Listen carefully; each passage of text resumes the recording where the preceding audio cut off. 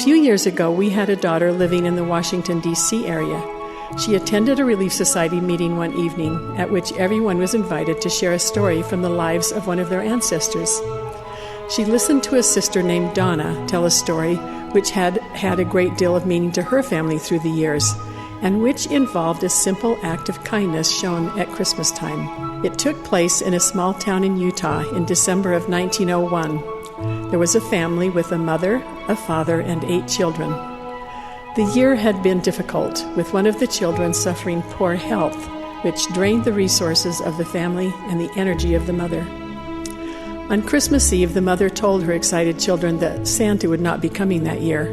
She simply had not been able to manage the money or energy to make anything to give her children for Christmas. The older children were still hopeful, and the oldest son began to hang stockings on the mantel.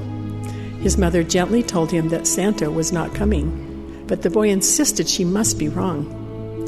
Finally, the mother suggested that instead of hanging stockings, they put a plate on the table for each person in the family.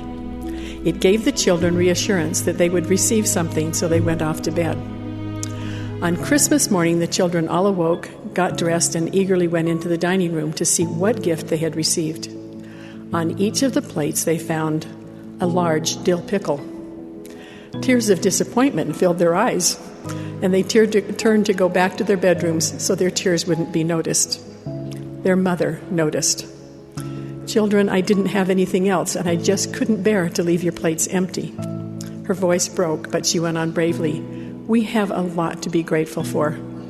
Their father joined in and reminded them that they were indeed blessed with many things, including a loving family, the improved health of those who had been ill during the year, and food for their table.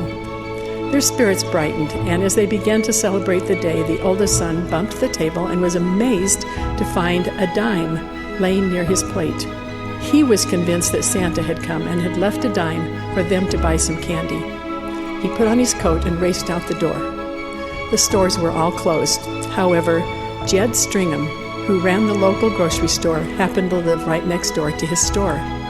The boy knocked on the door of Jed's home and apologized for disturbing him on Christmas Day, but explained that Santa had left a dime for them, and he was hoping Brother Stringham would open his store and sell him some candy for the little ones at home. Jed answered, "You bet I will. Come." When the boy got home, he was carrying a large bag of candy and excitedly explained that Brother Stringham had taken a scoop from each tray of candy, from the hardtack to the very best. He had given it to him, saying, "Take this dime's worth home to those little ones and enjoy some yourself." It was obvious that Jed Stringham had been very generous and had given him much more than a dime's worth. There was plenty for each child to enjoy. The children remembered their mother saying, "God bless Brother Stringham." What he did was not a huge sacrifice, and it really took very little effort. But the story of the miraculous dime and Brother Stringham's candy meant enough to this family that it was written down and has been told and retold in Donna's family for years. Sometimes small things. The spirit of Christmas makes us all more charitable, thoughtful, and kind. That feeling which compels even the most cantankerous soul to show brotherly kindness at Christmas time comes from God. How much more are those who are already seeking to become like the Savior, filled with love and compassion at this season? The spirit of Christmas is Christlike love. The way to increase the Christmas spirit is to reach out generously to those around us and give of ourselves.